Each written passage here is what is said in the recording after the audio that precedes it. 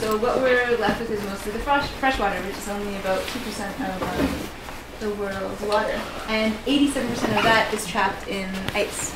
So that only leaves us with 13% of 2% of all this beautiful water in the world that we actually have access to.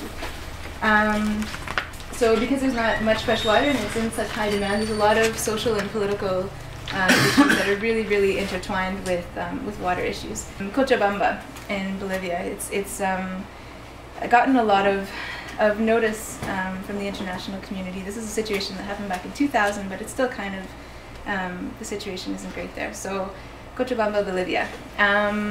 So what basically happened was that the World Bank told the Bolivian government that they would only be able to renew a loan of $25 million if they privatized their water system. So they agreed to do so.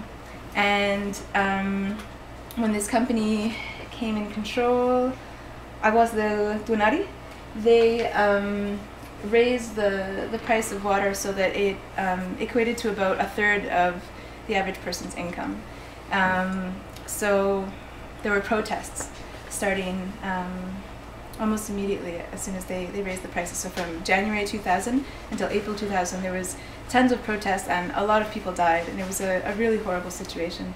And it just shows you what can happen when we put something that's such a given to our lives, something that's not a commodity to be bought and sold, but something that every single person on this planet has the right to have access to, into a private corporation's hands. Yeah, so finally in April, after all these protests and all these unnecessary deaths, the people managed to put the control of their water supply back into the state's hands.